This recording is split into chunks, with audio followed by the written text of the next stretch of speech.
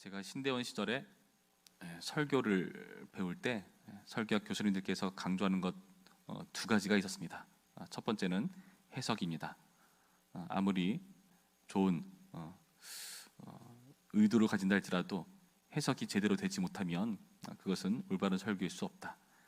우리 인간은 죄인이기 때문에 우리의 이성은 타락한 이성을 가지고 있다. 그래서 하나님의 은혜를 구하며 성경을 바르게 해석할 수 있도록 도와달라고 해야 된다. 그런 말씀을 많이 들었어요. 그런 식으로 해서 성령님의 도움을 구해서 성경이 말하지 않은 것을 우리가 함부로 대입을 시키면 해석이 바뀌거든요. 그러니까 그렇지 않고 성경에 나와 있는 것을 근거로 해서 잘 해석할 수 있는 그 해석을 되게 중요한 기둥 중에 하나로 제시하셨습니다. 또 다른 하나는 무엇이냐면은 전달입니다. 전달. 아무리 잘 해석해도 이게 가 닿지 않으면은 의미가 없다. 그래서 이것을 잘 전달할 수 있는 전달에 대한 고민을 해야 된다. 그래서 예화를 사용하기도 하고 요즘 실상의 언어로 바꿔서 전환하기도 하고요.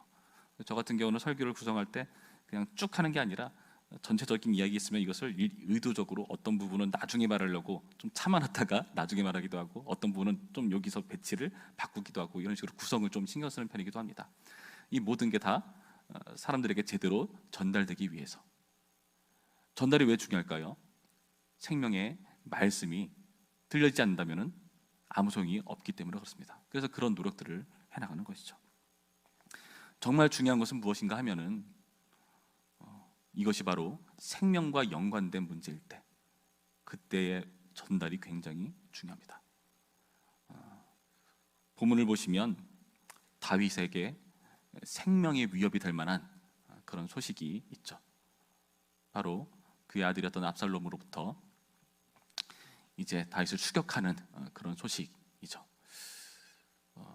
다윗은 요단가 근처에 머물러 있고 그리고 그 안에서 어떤 시스템을 만들어서 서로 소통할 수 있는 그런 어떤 스파이와 같은 그런 일들을 추진하곤 하는데 그 정보가 잘 전달이 돼야 다윗은 살 수가 있습니다.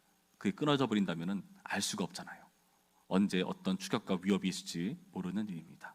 그래서 다윗은 그 압살롬 진영에 후세라는 사람을 심어놓은 것이고 그 후세를 통해서 하나님께서 감사하게도 역사하셔서 다윗을 구하는 그 모든 과정을 우리는 이 전달 과정에서 확인하는 겁니다. 후세는 이렇게 말합니다. 15절 말씀 볼까요? 이에 후세가 사독과 아비아달 두 제사장에게 이르되 아히도벨이 압살롬과 이스라엘 장로들에게 이러이러하게 계략을 세웠고 나도 이러이러하게 계략을 세웠으니 이제 너희는 빨리 사람을 보내 다윗에게 전하기를 오늘 밤에 광야 나루토에서 자지 말고 아무쪼록 건너가소서 하라. 혹시 왕과 그를 따르는 모든 백성이 몰살까노라 하니라. 압살롬 쪽에서는 아히도벨이라고 하는 책사, 지혜로운 사람이 있었습니다. 그를 마치 하나님과 같은 급으로 굉장히 지혜로운 사람으로 성경은 묘사하고 하는데 그만큼 뛰어난 전략가라는 거죠. 근데 그 아히도벨은 지금 당장 다윗을 쫓아가야 된다. 그래서 그들을 몰살시켜야 된다. 이런 주장을 펴고 있었고요. 근데 그날따라 이상하게 압살롬은 후세 의견도 들어보자라고 하면서 후세를 불러와 그 의견을 듣습니다. 알다시피 후세는 다시 심어놓은 사람이죠. 아히도벨의 계략을 어지럽게 하기 위해서 후세는 그 일에 사용되는 겁니다. 후세는 그렇게 말하지 않죠. 후세는 다윗은 수많은 전쟁을 겪어온 용사 아닙니까? 그와 함께하는 군사는 뛰어난 사람들 아닙니까? 우리가 섣불리 갔다가는 오히려 우리가 당합니다. 그래서 우리가 전력을 가다듬고 군대를 소집하고 전열을 갖추어서 나가서 싸워야 합니다. 압살롬이 그날따라 그리고 많은 사람들이 그 의견에 동조합니다. 아히도벨의 계략은 이제 의미가 없어지는 셈이 돼버린 거죠. 그래도 혹시 모르니 그 전략이라는 게 언제 뒤집어질지도 모르는 거고 압살롬의 마음이 바뀔지도 모르는 법이니까 그런 걸 의도했는지 후세는 제사장에게 다윗에게 빨리 도피하라는 의견을 전해야 된다 말하고요. 그래서 그 제사장은 사람을 보내 그 일을 시킵니다. 그게 바로 17절 말씀이죠.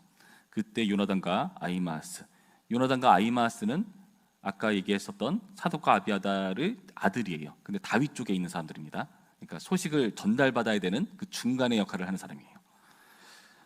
요나단과 아히마아스가 사람을 볼까 두려워하여 감히 성에 들어가지 못하고 에느로겔가에 머물고 어떤 여종은 그들에게 나와서 말하고 그들은 가서 다윗과 함께 알리더니. 자, 어떤 여종을 통해서 그 의견을 전달하고 있습니다. 여러분, 의미심장한 것은 이 여인의 이름은 등장하지 않아요. 그 여인을 통해서 그 의견을 전달받습니다. 그런데 안타까운 것은 18절 말씀, 한 청년이 그들을 보고 압살롬에게 알린지라. 이게 들통이 난 거예요. 그 두 사람이 빨리 달려서 바울이 어떤 사람의 집으로 들어가니 그의 뜰에 있는 우물 속으로 내려가니 그 집 여인이 덮을 것을 가져다가 우물 아귀를 덮고 찌은 곡식을 그 위에 널매 전혀 알지 못하더라. 압살롬의 종들이 그 집에 와서 여인에게 묻되 아히마아스와 요나단이 어디 있느냐 하니 여인이 그들에게 이르되 그들이 시내를 건너가더라 하니 그들이 차도 만나지 못하고 예루살렘으로 돌아가니라 하고 나서 이제 그 두 사람이 거기서 빨리 빠져나와서 다윗에게 알려서 비로소 많은 사람들이 그 요단을 건널 수 있게 되었다. 그 내용을 전하는 거죠. 여러분 보시면 알겠지만은 무명의 사람들이 계속 사용되고 있거든요. 어떤 집으로 도피했는데 그 집의 여인도 그 우물가에 그들이 숨었을 때 그 위에 이렇게 곡식들을 널어놔서 들통나지 않게 하고 무사히 숨겨주고, 그래서 다윗이 살 수 있을 만한 그런 내용들이 잘 전파될 수 있도록 힘쓰는 모습을 보는 겁니다. 모두 무명의 여인들을 통해서 말이죠. 여러분 이 모습을 보시면서 여러분 의미 있게 봐야 될 것이 있습니다. 이 무명이라는 것은 사실 우리가 썩 좋아하지 않는 것입니다. 우리는 유명해지고 싶어 합니다. 유명해지고 싶다는 것은 인정받고 싶다는 이야기죠. 무명이라는 것은, 이름이 드러나지 않는다는 것은 어찌 보면 우리에게 마음에 실족을 안겨줄 만한 여지일 수도 있어요. 제가 주보 작업을 할 때 정말 힘든 일인데 어제도 오타가 났더라고요. 그래서 굉장히 난감한데, 정말 신경 쓴 것 중에 하나가 사람 이름입니다. 예전에 제가 어떤 곳에서 사역했을 때 주보에서 사람 이름 하나 틀린 거 가지고 주보를 다시 다 종이를 오려가지고 다 일일이 다 이름을 수정해서 붙였던 기억이 납니다. 왜일까요? 그 이름 틀린 걸 보고 실족한 영혼을 위해서. 이름이 나타나는 것은 그냥 주의해야 되는 거죠. 그래서 여기에 나타난 이 무명한 사람들이 성경에 등장하는 것을 여러분 주의 깊게 보시기 바랍니다. 성경은 이 무명의 사람들에 대해서 어떤 태도를 가지고 있는가? 이 사람들 때문에 두려워서 그 일을 함부로 하기 어려워서 접근하기조차 어려워하는 그 사람들 틈에서 이 무명의 사람들을 통해서 생명의 전령이 도달할 수가 있는 겁니다. 그로 인해서 수많은 사람들이 살아나는 거죠. 여러분 우리가 이런 존재라는 것을 기억하시기 바랍니다. 압살롬의 사람들은 굉장히 뛰어난 사람 같아 보이고 능력있어 보이는 사람 같지만 아무런 힘도 발휘하지 못하죠. 반면에 무명의 사람들을 통해서 생명이 살아나는 모습, 한 청년 그리고 압살롬의 종들, 이것을 발견하지 못하죠.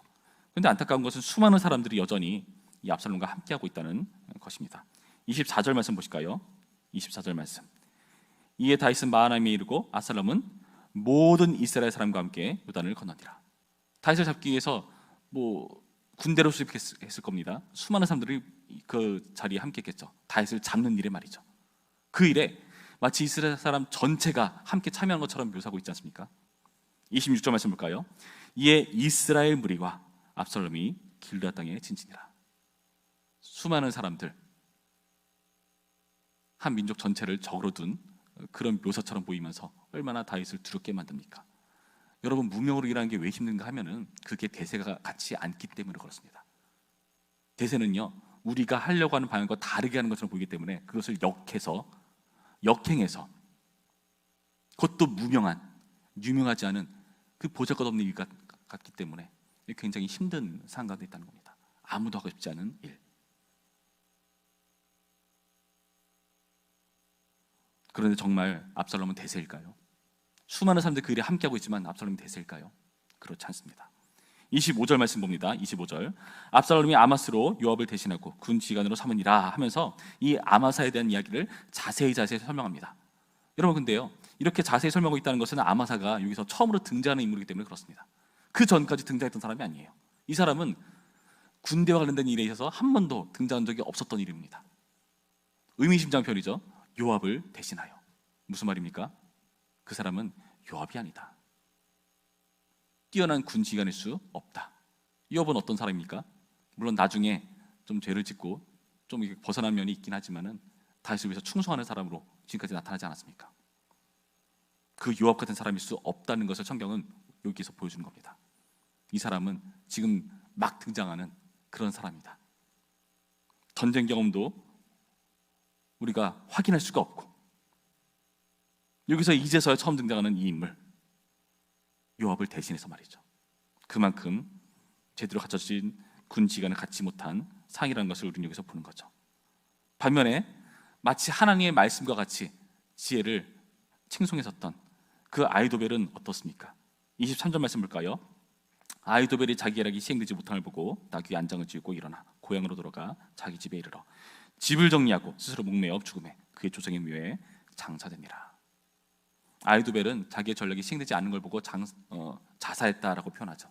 왜 자살했을까요? 똑똑한 사람이라면은 뭐 후위를 도모하지 않겠습니까? 지금 내가 나의 전략이 통하지 않지만 내가 후위를 도모해서 저 후세에 몰아내고 내가 다시 자리를 찬탈하겠다, 이래야 되지 않겠습니까? 왜 자살을 했을까요? 후세는 알았을 겁니다. 아이도벨은 알았을 겁니다. 이 전쟁의 결과 어떻게 될지. 압살롬은 이제 끝났고 더 이상 압살롬은 대세가 아니다. 그가 죽으면, 그가 끝나면 나도 끝난다. 나도 그 일에 동조했으니까. 그것을 아는 것이 아닐까요? 능력자들이 있는 것 같지만, 대세인 것 같지만 전혀 그렇지 않은 압살롬의 진영의 모습을 우리는 여기서 확인하는 겁니다. 전체 이스라엘이 따르지 않는다고 해서 절망적인 상황이 아니라는 거죠. 대세가 아닌 것 같다고 해서 그게 절망적인 상황이 아니라는 겁니다. 오히려 다윗 같은 경우는 뜻밖의 사람들로 그들을 돕는 모습을 봅니다. 27절 말씀 볼까요? 다윗이 마하나임에 이르렀을 때에 암몬 족속에게 속한 라파 사람 나하스의 아들 소비와 로데발 사람 아미엘의 아들 마길과 로글림 길라 사람 바르실레가 침상과 대야와 질그릇과 밀과 보리와 밀가루와 볶은 곡식과 콩과 팥과 볶은 녹두와 꿀과 버터와 양과 채질을 가져다가 다윗과 그와 함께한 백성에게 먹게 하였으니 이는 그들 생각에 백성이 들에서 시장하고 곤하고 목마르겠다 함이더라. 이상한 표현이지 않습니까? 백성이 굶주리고 목마를까 봐 이 일을 했다고 합니다. 근데 그들 백성이 아니거든요. 다른 사람이거든요. 이방인이거든요. 아무런 관련 없는 사람인데 이를 돕고 있는 모습을 보여주고 있습니다. 모든 이스라엘이 적으로 된 상황에서 오히려 뜻밖의 사람들이 다윗의 사람들을 돕는 모습을 보면서 여러분, 우리는 진지하게 생각해 봐야 됩니다. 하나님께서 일하시는 것이 우리가 기대하지 않았고 뜻밖의 사람들을 통해서 이루어지고 있다는 사실을요, 무명의 사람들을 통해서, 이방인들을 통해서 이루어지고 있다는 걸요. 그래서 다윗과 그와 함께하는 사람들은 죽지 않고 살 수 있다는 것을요. 여러분, 이 일에 어떤 사람들이 사용되고 있습니까? 하나님께서 어떤 사람을 사용하십니까? 능력 있는 사람이요? 물론 능력이 있는 게 좋습니다. 그 능력을 통해서 일하시기도 하시죠. 그러나 오늘 본문에서 보시면 뜻밖의 사람들 통해서 역사하시는 것을 우리는 보는 겁니다. 여러분, 우리가 무명의 사람 같을 때가 많습니다. 우리가 전혀 관련 없는 사람 같을 때가 많습니다. 그런데요, 그 사람들 통해서 하나님께서 일하시는 모습은 우리에게 뜻밖의 교훈을 줍니다. 여러분은 어떤 역할을 하시겠습니까? 생명을 살리는 일에 있어서 어떤 역할을 하시겠습니까? 드러나지 않는 사람일지라도, 뜻밖의 전혀 관련 없는 사람이라 할지라도 여러분, 이 일에 사용되는 사람을 하나님께서 쓰신다는 것은 우리의 역할을 다시금 돌아보라는 것입니다. 우리는 어떤 자리에서 어떤 역할을 하든지 간에 때로는 나의 무명함 때문에 속상하고 기분이 상할 때도 있고 불편할 때도 있고, 저 사람은 나하고 관련 없는 사람인데 뭐 누군가 도와주겠지 싶은 순간들도 있습니다. 그러나 하나님은 그런 사람을 통해서 생명을 살리는 일을 한다는 사실을 여러분 주목해서 보시기 바랍니다. 예수님께서도 그러하셨죠. 예수님의 수위가 어떤 수위가였습니까? 세리와 죄인들의 친구다. 흠모할 만한 구석이 없는 그런 사람이었다. 절면적인 십자가를 지는 하나님의 아들이라니. 모두 뜻밖의 모습이지 않습니까? 연약해 보이는 모습, 아무런 능력도 행할 수 없을 것 같은 그런 모습으로 수식어가 이루어지지 않습니까? 근데 그 사람의 죽음을 통해서, 그 하나님의 죽음을 통해서 엄청난 반전이 일어나죠. 오늘 우리까지 생명의 복음이 전달되었습니다. 이 복음 못 들으면은, 이 전략을 우리가 듣지 않았으면 우리 다 죽어요. 우리에게까지 전달되었죠. 예수님의 죽음이 말이죠. 여러분, 우리는 그래서 특별한 존재입니다. 제가 고린도후서 6장 말씀을 들려드리면서 설교를 마무리하겠습니다. 6장 8절 말씀 뒷부분부터 보시면 이런 표현이 있죠. 우리는 속이는 자 같으나 참되고 무명한 자 같으나 유명한 자요, 죽은 자 같으나 보라, 우리가 살아있고 징계를 받는 자 같으나 죽임을 당하지 아니하고 근심하는 자 같으나 항상 기뻐하고 가난한 자 같으나 많은 사람을 부유하게 하고 아무것도 없는 자 같으나 모든 것을 가진 자로다. 여러분, 이 말씀을 우리에게 적용하시면서 우리가 서로가 서로를 돕는 하나님께 사용되는 진정한 강자이기를 주님의 이름으로 축원합니다.